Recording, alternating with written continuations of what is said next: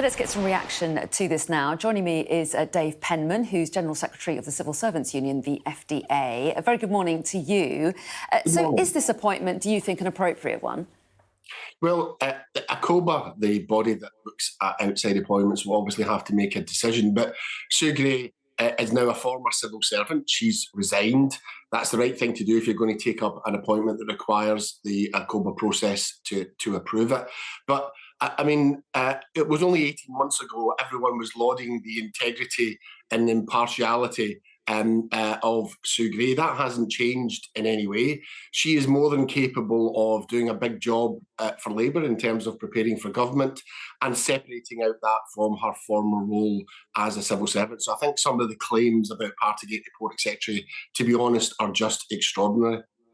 Well, yes, and as you say, it's Boris Johnson and supporters of Boris Johnson who are saying that this implies impartiality. They're saying that she's a top civil servant who ruled on Partygate, obviously damning for the Prime Minister at the time, Boris Johnson, now taking up a political job. And they would say that it implies that Sue Gray was sympathetic to Labour while making her findings. Well, civil servants are impartial every day. You know, many civil servants are Labour supporters, many civil servants are Conservative supporters. You don't become a civil servant unless you're prepared to put that to the side when you do your job. And Sue Gray was asked by the Prime Minister to conduct this investigation. She didn't seek it out. It wasn't a left-wing plot. She was asked when Simon Case had to recuse himself. And what she did, which is what civil servants do, is go after the evidence. So she produced a report which was welcomed at the time, including by the Prime Minister. Those that are criticising the Partygate report are not saying there's anything wrong with it. They're just trying to smear it on the basis of what happened a year later in relation to Sue's potential appointment with the Labour Party. So it's just extraordinary that they're trying to use that. And also what we're talking about here is someone who has given their life to public service. You know, she had a fearsome reputation for her integrity.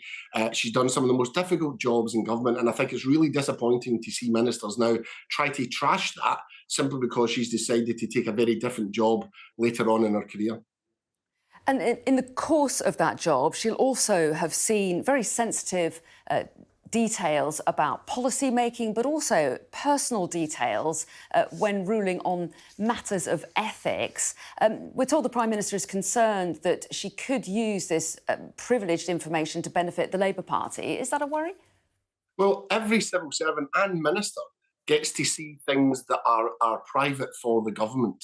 And they all face a responsibility when they leave government. They will have signed the Official Secrets Act. They know that they have to, if you're going to work in government and work somewhere else, you have to find a way of separating that out. There are many occasions where there are ministers who have dealt with businesses that they then go on to work for. They have to find a way of saying, well, actually, I will not do this, or I will not be involved in that. Those are the sorts of things that ACOBA look at and say, OK, then there is a potential conflict here. How can we facilitate someone with a job outside of the civil service or outside of government in the case of a minister, but also protect the public interest? But the idea that Sue Gray would somehow is taking this job to divulge the secrets of the Conservative Party or government is obviously just nonsense. And most ministers understand and know that. She is bound by the restrictions that all civil servants are bound by, but what she did during her day job. She no longer works for the civil service. Those restrictions continue to apply, whoever she works for, whether it's the Labour Party or whether it was someone else. This comes at a time, though, when the civil servants has been criticised by some as being anti-government. This doesn't help, does it? Well, those people are criticising the civil service as being anti-government without any evidence whatsoever. So, of course, they're going to leap on something like this. But there is nothing to suggest there's any substance to that. If you're a civil servant, if you've done your career in the civil service and you were a Labour supporter, most of your career you've worked for a Conservative government. That's the nature of the job. You'll have dealt with the policies whether you agree with them or not. Civil servants absolutely understand. This is not a surprise to civil servants. That's what they sign up for when they come and work in the civil service. There'll be Conservative voting civil servants who had to work for Labour. That's just the nature of the job. However, given her access to privileged information, do you accept there should be a cooling off period between her leaving the civil service and going to work for the Labour Party? Well, as a permanent secretary, she's got an automatic 3-month cooling off period in any event. I mean, this is an unusual point. There's no point kidding about that. Someone doesn't tend to take this sort of job with the opposition seamlessly. Civil servants, there are many civil servants working for government just now, working for the Conservative Party. There's usually a longer period of time. So a COBA will need to look at that and say, there needs to be extension beyond 3 months around that. That's the sort of thing that they will be considering, or potential restrictions on what she can work on. But she's already got 3 months. That's compulsory on permanent secretaries to create a separation between what they've done in the civil service and where they're going to work. And the Prime Minister makes the ultimate decision, doesn't he? Isn't that right? Do you think he could block this? I mean, ultimately, there are some questions. I'm not an expert on the powers of a COBA and the Prime Minister on these. I think it would be churlish, to be honest, of the Prime Minister. It would look like a very kind of vindictive act if he sought to block it.